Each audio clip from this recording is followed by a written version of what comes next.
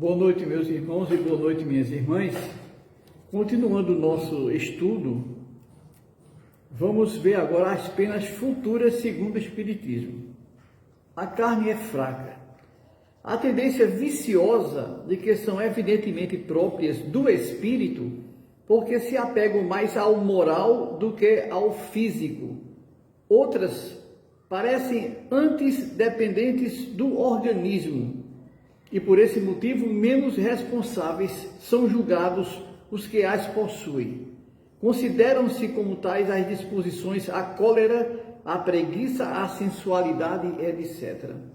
Hoje está plenamente reconhecido pelos filósofos espiritualistas que os órgãos cerebrais correspondentes a diversas aptidões devem o seu desenvolvimento à atividade do espírito. Assim, esse desenvolvimento é um efeito e não a causa. Um homem não é músico porque tem a bossa da música, mas possui essa tendência porque o seu espírito é musical. Se a atividade do espírito reage sobre o cérebro, deve também reagir sobre as outras partes do organismo. O espírito é, deste modo, o artista do próprio corpo, por ele talhado, por assim dizer, a feição das suas necessidades e a manifestação de suas tendências. Desta forma, a perfeição corporal das raças adiantadas deixa de ser produto de criações distintas para ser resultado do trabalho espiritual, que aperfeiçoa o invólucro material à medida que as faculdades aumentam. Por uma consequência natural deste princípio, as disposições morais do espírito devem modificar as qualidades do sangue, dando-lhe maior ou menor atividade, provocar uma secreção menos abundante da bilis ou de quaisquer outros fluidos. É assim, por exemplo, que o glutão enche-se a boca de saliva diante de um prato apetitoso. Certo é que a iguaria não pode excitar o órgão do paladar, uma vez que com ele não tem contato. É, pois, o espírito cuja sensibilidade é despertada que atua sobre aquele órgão pelo pensamento, enquanto que outra pessoa permanecerá indiferente à vista do mesmo acepip. É ainda por esse motivo que a pessoa sensível facilmente verte lágrimas. Não é, porém, a abundância desta que dá sensibilidade ao espírito, mas precisamente a sensibilidade deste é que provoca a secreção abundante das lágrimas. Sob o império da sensibilidade, o organismo fica à disposição do espírito, do mesmo modo que por se condicionar à disposição do espírito do glutão. Segundo esta ordem de ideias, compreende-se que um espírito irascível deve encaminhar-se para estimular um temperamento bilioso, do que resulta não ser um homem colérico por bilioso, mas bilioso por ser colérico. O mesmo se dá em relação a todas as outras disposições instintivas. Um espírito indolente e fraco deixará o organismo em estado de atonia relativa ao seu caráter, ao passo que ativo e enérgico dará ao sangue como aos nervos qualidades perfeitamente opostas. A ação do espírito sobre o físico é tão evidente que não raro vemos graves desordens orgânicas sobreviverem a violentas comoções morais. A expressão vulgar, a emoção transtornou-se o sangue, não é tão destituída do sentido quanto se poderia supor. Ora, quem poderia transtornar o sangue senão as disposições morais do espírito?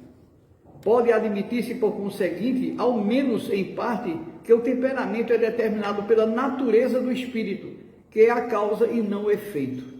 E nós dizemos em parte, porque há casos em que o físico influi evidentemente sobre o moral, tais como quando um estado mórbido ou anormal é determinado por causas externas, acidental, independente do espírito, como sejam a temperatura, o clima, os defeitos físicos congênitos, uma doença passageira, etc.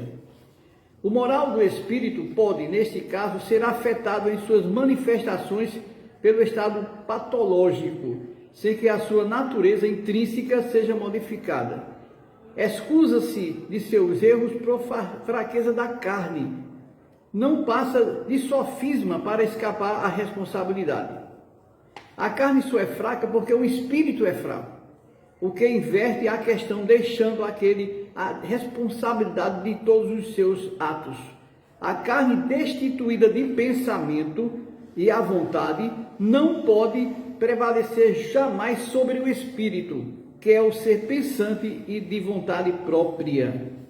O espírito é quem dá à carne as qualidades correspondentes ao seu instinto, tal como o artista que imprime a obra material, o cunho do seu gênio, libertado dos instintos da bestialidade, embora um corpo que não é mais um tirano de sua aspiração, para a espiritualidade do seu ser. E é quando o homem passa a comer para viver e não mais viver para comer. A responsabilidade moral dos atos da vida, portanto, intacta, mas a razão nos diz que as consequências dessa responsabilidade devem ser proporcionais ao desenvolvimento intelectual do espírito. Assim, quanto mais esclarecido for este, menos desculpável se torna, uma vez que com a inteligência e o senso moral nascem as noções de bem e do mal, do justo e do injusto. Esta lei explícita o insucesso da medicina em certos casos.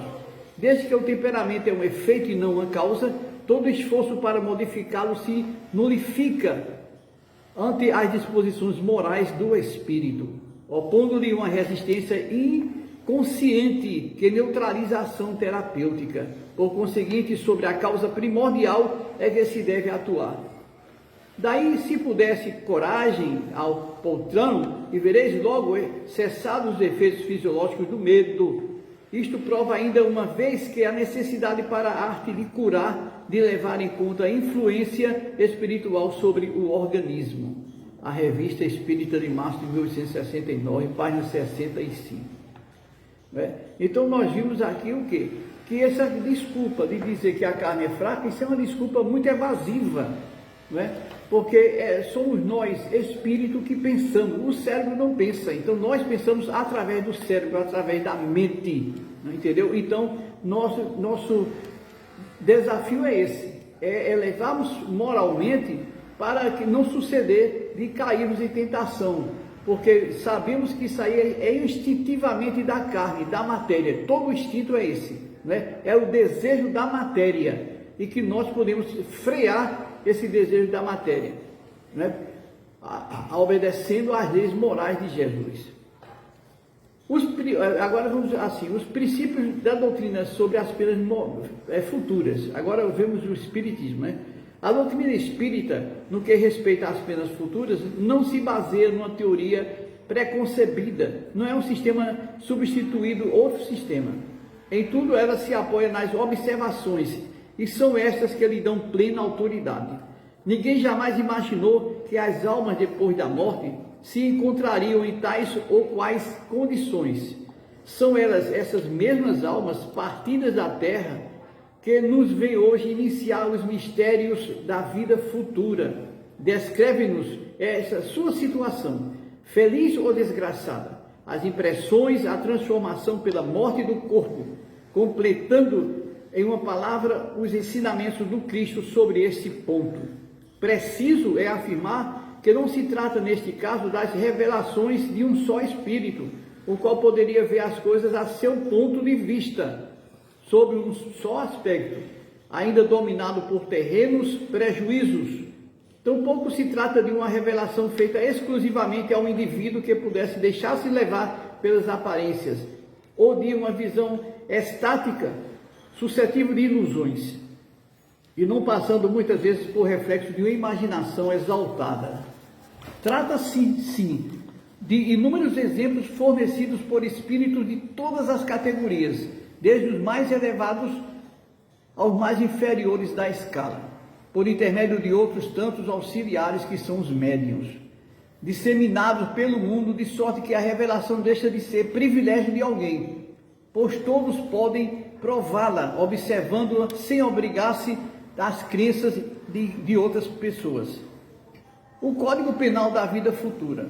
O Espiritismo não vem, pois, com a sua autoridade privada, formular um código de fantasias.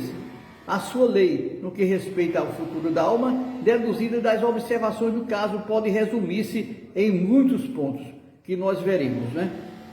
Primeiramente, a alma ou espírito sofre na vida espiritual as consequências de todas as imperfeições que não conseguiu corrigir na vida corporal. O seu estado feliz ou desgraçado é inerente ao seu grau de pureza ou impureza. O segundo, a completa felicidade compreende-se a perfeição, isto é, a purificação completa do espírito. Toda imperfeição é, por sua vez, causa de sofrimento e de privação de gozo, do mesmo modo que toda perfeição adquirida é fonte de gozo e atenuante de sofrimentos. Como disse o grande mestre atribuído a ele, só sofre quem peca. Terceiro, não há uma única imperfeição da alma que não impõe funestas e evidências, como não há uma só qualidade boa que não seja fonte de um gozo. A soma das penas é assim proporcionada à soma das imperfeições, como a dos gozos e as qualidades. A alma que tem 10 imperfeições, por exemplo, sofre mais do que as que tem 3 ou 4. E quando essas 10 imperfeições não lhe restar mais que metade ou um quarto, menos sofrerá. De modo extinta, então a alma será perfeitamente feliz. Também na terra, quem tem muitas moléstias sofre mais do que quem tem apenas uma. Não é? Pela mesma natureza, a alma que possui 10 perfeições tem mais gozo do que outra menos de boa qualidade. Aí continua, porque é muito vasto isso aí, a gente vai por parte, né? Hoje na terceira, né? E na próxima oportunidade nós continuaremos a quarta, né? E assim em diante. Muito agradecido, meus irmãos, e boa noite.